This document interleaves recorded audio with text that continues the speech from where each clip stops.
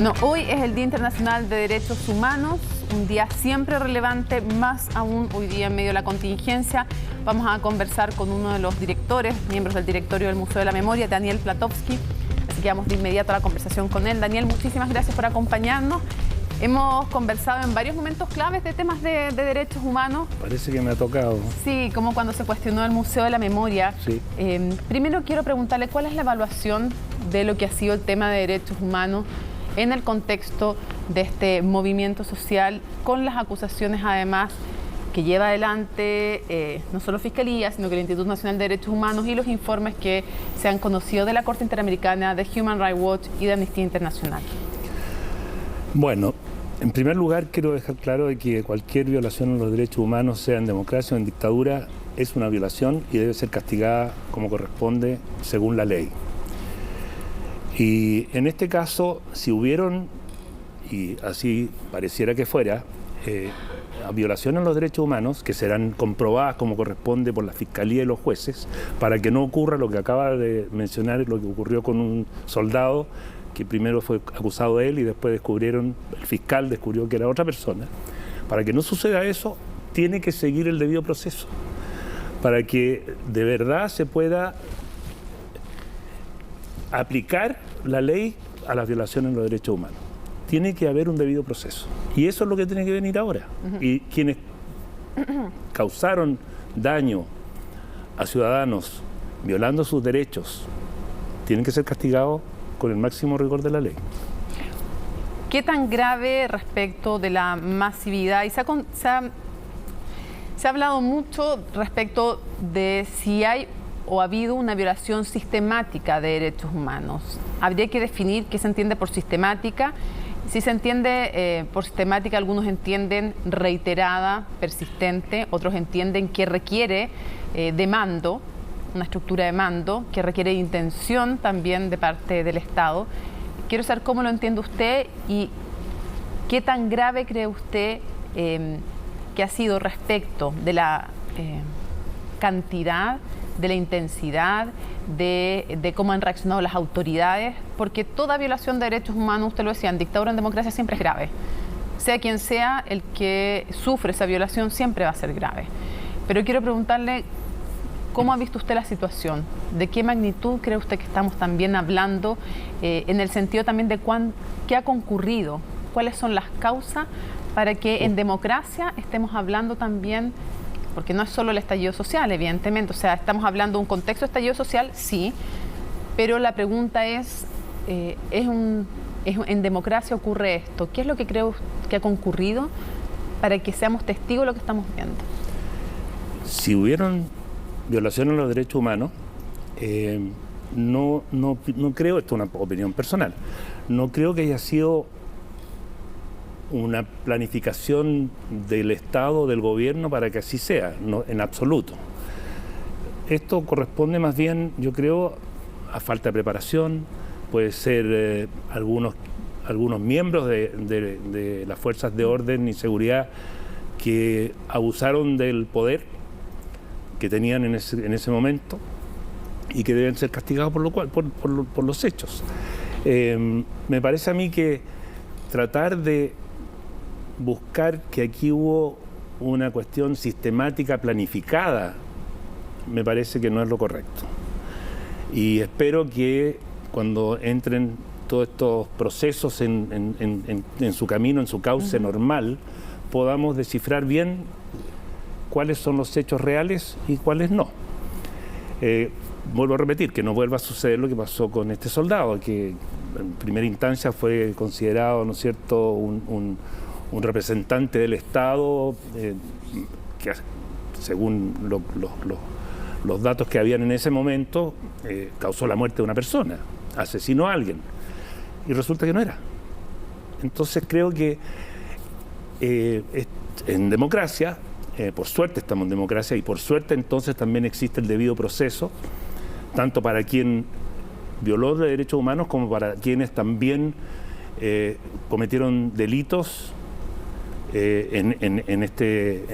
durante estos actos de las marchas, y que creo que fueron en su sentido más profundo marchas por realmente un cambio, y ese cambio viene, por suerte, y yo estoy de acuerdo, pero hubieron otros que aprovecharon esta situación para cometer delitos.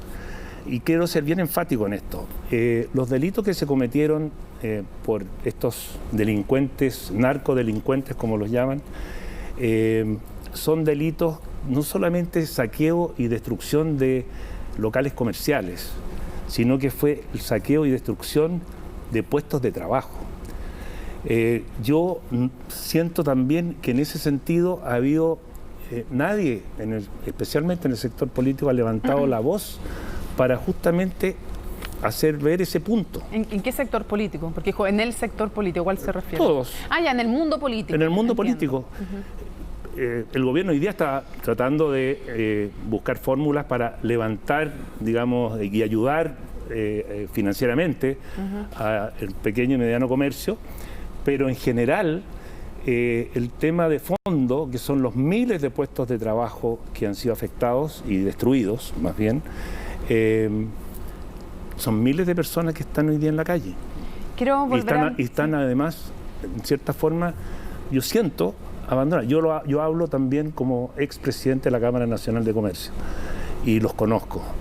Conozco a los comerciantes, sé el esfuerzo, conozco a los trabajadores del comercio y de verdad me da una pena enorme ver cómo esta situación llevó, digamos, esto que partió con una marcha y con una búsqueda de cambios que son necesarios, pero que tuvo a su vez este daño colateral que de verdad es más allá, yo creo que el daño va más allá de lo que mucha gente piensa.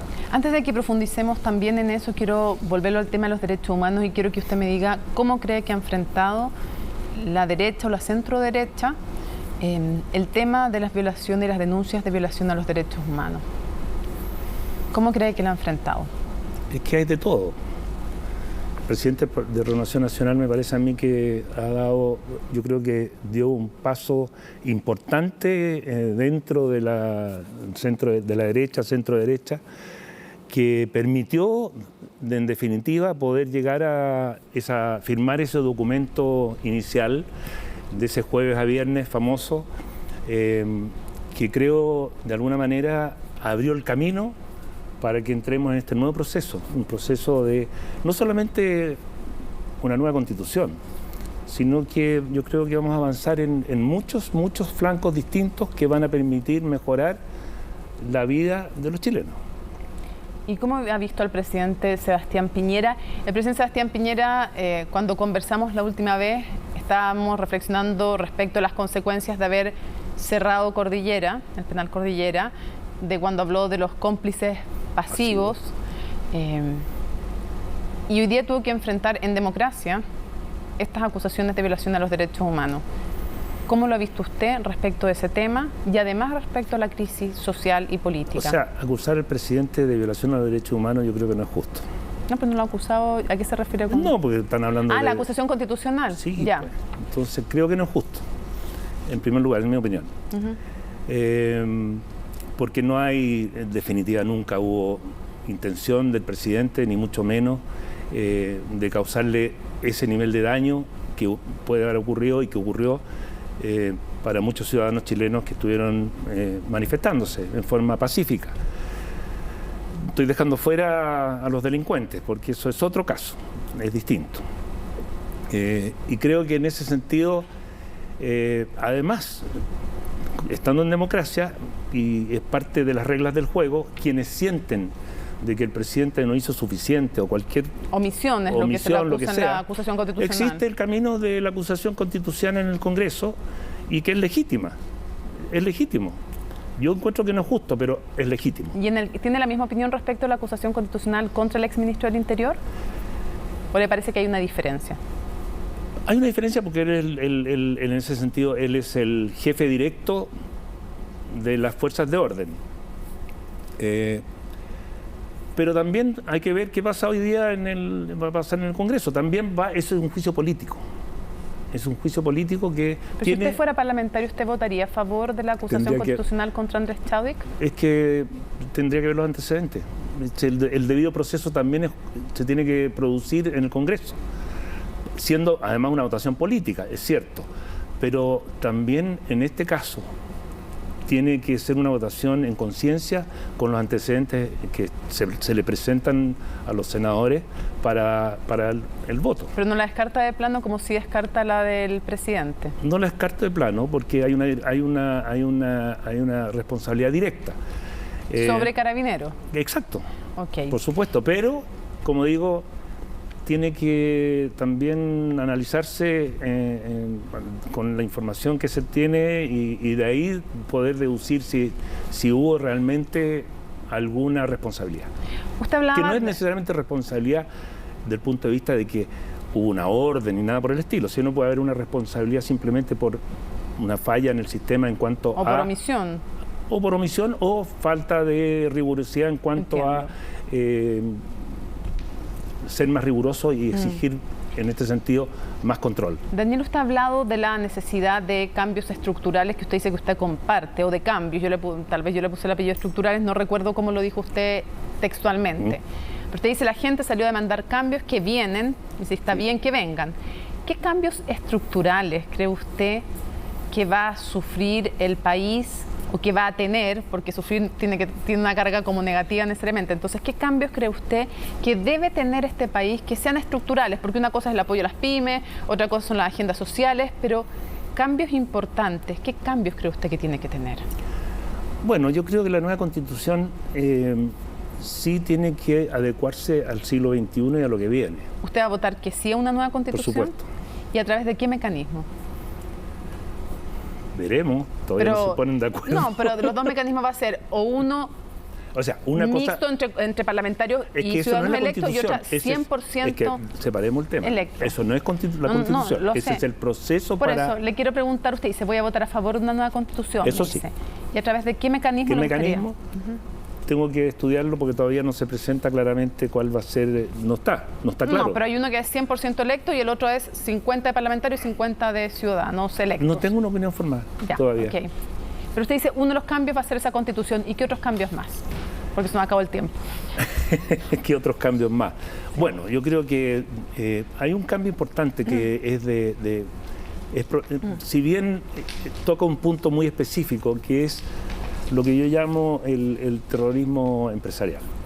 ¿Por qué lo llamo terrorismo? Porque es un acto, la colusión, el uso de información privilegiada, el abuso de posición dominante en un mercado, son actos que destruyen el sistema. Así como el terrorismo político destruye la democracia, este otro destruye el sistema de libre competencia. Y en eso yo voy a hacer, en Estados Unidos se dieron cuenta de esta situación hace mucho tiempo atrás. Y para proteger el sistema, en el sentido de que el sistema se basa en la confianza de los ciudadanos de que no lo están engañando, de que tienen acceso a todo y en igualdad de condiciones a bienes y servicios. Y esa situación, los norteamericanos, cuando alguien viola eso, lo castigan con cárcel, pero no cárcel de dos años o clases de ética como no ha sucedido aquí, sino que con 20 años. Ok. Ese es un cambio entonces que usted dice que importa que venga.